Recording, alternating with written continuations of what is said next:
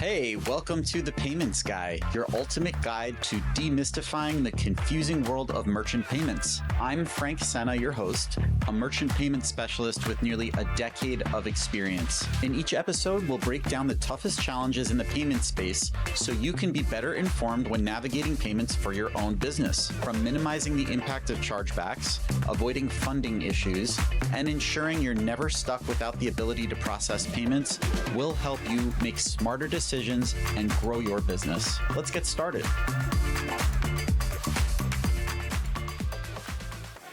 Okay, imagine this. You're checking your merchant account balance, and after a great sales month, 10% of your funds are missing. It's locked away in something called a reserve. Why is this happening, and what can you do about it? Let's break it all down. Today, I'll explain reserves, the different types of reserves, and how banks decide whether a reserve is required for your merchant account, and strategies to improve your reserve terms. Welcome to The Payments Guy, where we make sense of payment processing for e-commerce merchants. I'm Frank Senna, and I've helped thousands of businesses navigate reserves, so I know how frustrating they can be. Let me help you avoid some common pitfalls and get back more of your hard-earned money. Today, we're going to cover the purpose of reserves, what different kinds of reserves there are, how they are determined, and most importantly, how you can improve your reserve terms, even if you're in a high-risk industry. So, what are reserves and why do they exist?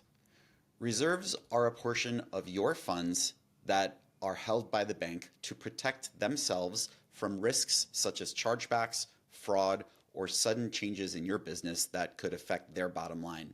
So the key takeaway there is that it's your money, but the bank is legally allowed to hang on to it until they deem that there is no risk of loss for them.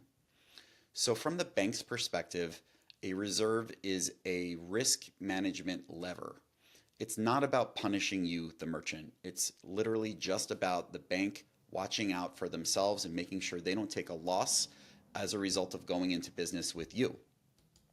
So typically reserves are held for 180 days after the last transaction on a merchant account has occurred, because that covers the amount of time that a customer or a cardholder can create a dispute or a chargeback. So the bank is holding on to your reserve funds until the risk of chargebacks is completely gone. This policy does vary by bank and is always detailed in your merchant agreement, so it's important to read the fine print. I recommend having a tool like ChatGPT read your agreement for you and then tell you the terms. If you're like me and you have a hard time reading these legal agreements, I found that AI and ChatGPT can be a great tool for reading it, telling you what to look out for, and helping you to understand the terms of your merchant agreement. So let's talk about the different types of reserves and who they affect.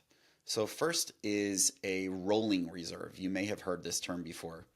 Basically, if you have a 10% rolling reserve, typically how this works is the funds are collected in the first month, the second month, the third month, the fourth month, the fifth month, and the sixth month. So the bank has 6 months worth of funds held. In the seventh month, they will release what they collected in the first month, and they'll collect the 10% from that seventh month. So it's called a rolling reserve because after 6 months, they are refunding you from the oldest month, and they are collecting 10% of the total volume that you processed for the current month. This is common in industries like travel, businesses that have a subscription billing model, or even merchants who have adult content.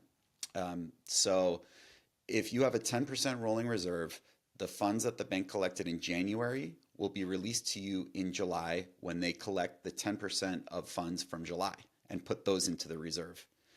So each month moving forward, the bank releases the funds collected 6 months earlier, and they will continue to collect that 10% indefinitely moving forward until you renegotiate the terms with the bank. So a second type of reserve is called a static reserve. And this is basically a fixed amount that is collected by the bank. Every month they'll collect usually 10% until they reach this cap. So for example, on a $50,000 merchant account, you might have a $25,000 reserve, which means every month 10% of your total volume processed will be withheld by the bank until $25,000 is collected. At that point, the bank will typically just hang on to that 25K and stop collecting additional 10% moving forward. This is easier to plan for, this type of reserve, and is common for merchants with moderate to high risk. So the last type of reserve that we're going to cover, which is kind of the worst, I think, is an upfront reserve. So merchants that a bank considers to be on the riskier end might be required to provide an upfront reserve where a lump sum is required from the merchant to be provided to the bank before processing begins. So for example, they might say $15,000 upfront reserve is required, which means you, the merchant, literally have to wire $15,000 to this bank before you can even start collecting payments. This is common in businesses that have a negative option billing model, which is otherwise known as if you have like a free trial or a paid trial where the cardholder has to reach out to you to tell you to stop billing them. That's a negative option billing model. This could also be found for an emerging industry such as services for like an artificial intelligence based business. So the type of reserve you face is really going to depend on your industry, your processing history, and the bank's risk tolerance. And knowing which type of reserve is what will help you to be better informed. So let's talk about how reserves are determined. Reserve terms are always determined during the underwriting process. A lot of times a merchant will ask me to find them a bank that does not require a reserve, but unfortunately that's not really how the process works. Once we submit an application to a merchant bank, the underwriting team will review your whole file and will assess the merchant's industry, the billing model of the business, what kind of cash that you have on hand, the credit score of the owner, any chargeback ratios, anything that's over the card network threshold of 1% of chargebacks will automatically categorize your business as high risk. Verticals like CBD, subscription billing models, and merchants who are startups, meaning that they do not have any prior processing history, are more likely to face reserves. Another common thing that we see with reserves is sometimes a bank will require a 100% reserve until certain requirements are met by the merchant. So what this means is the bank will hold onto 100% of the funds collected for a merchant until the merchant meets certain requirements.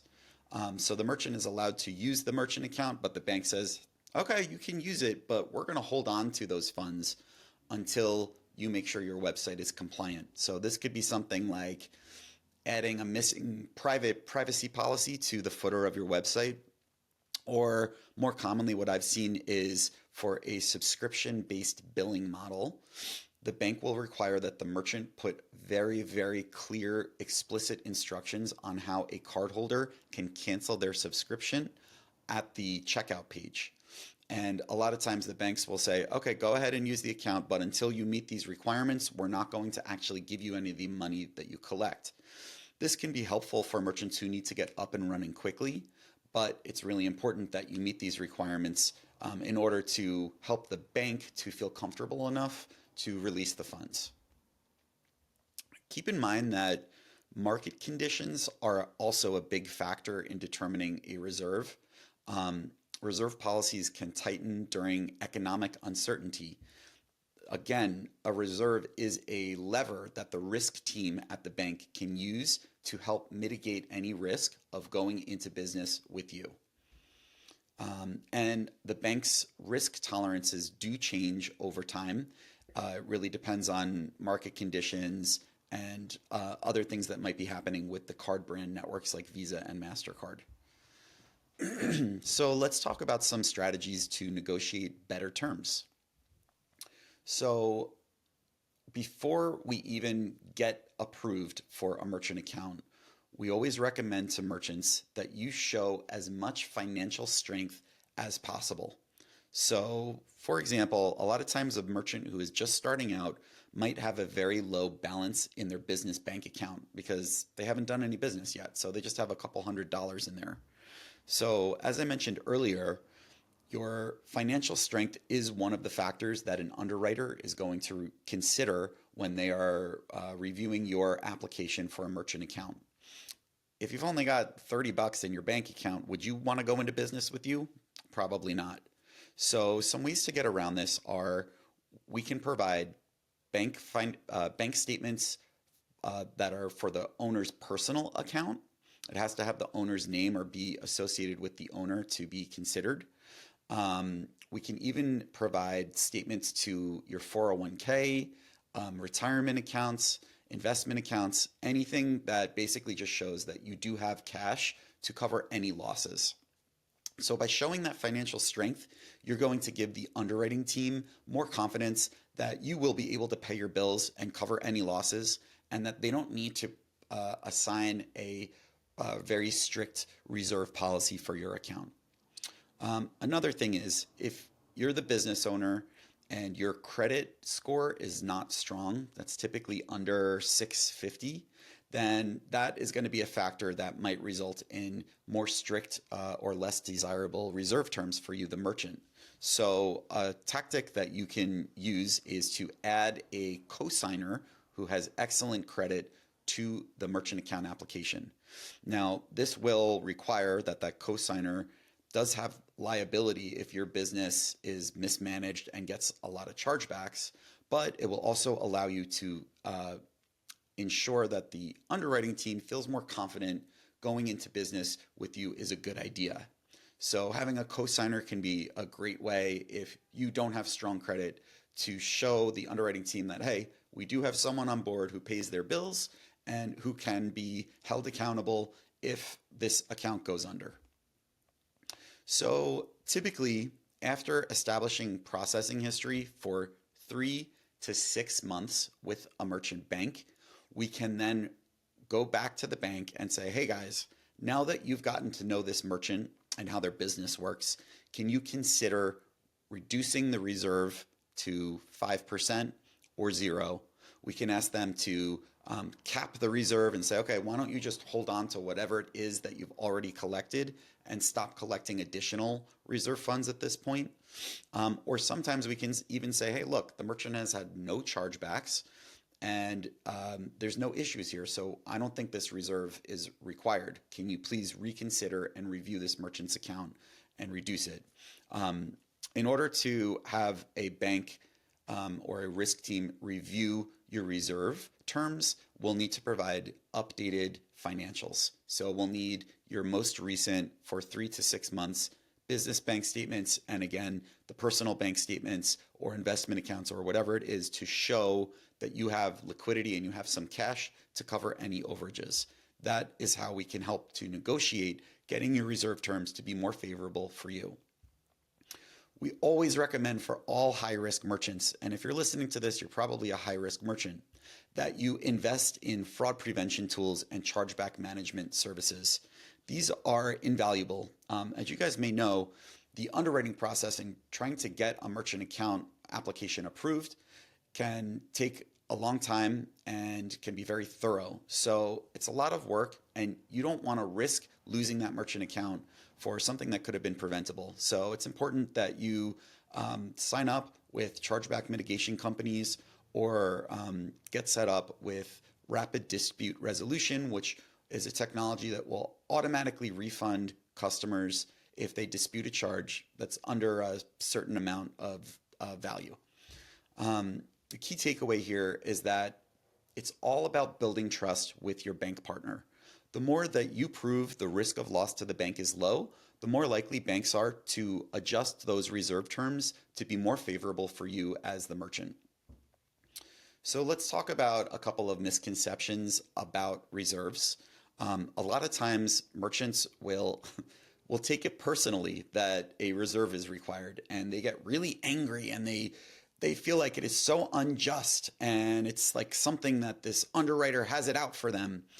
But really, it's not like that. It's business. You guys have to understand from the merchant bank's perspective, this reserve is a way of protecting the bank from loss. They don't want to go into business with a merchant who is maybe going to mismanage their business or have a lot of issues and end up costing the bank money. They want to make money just like you do.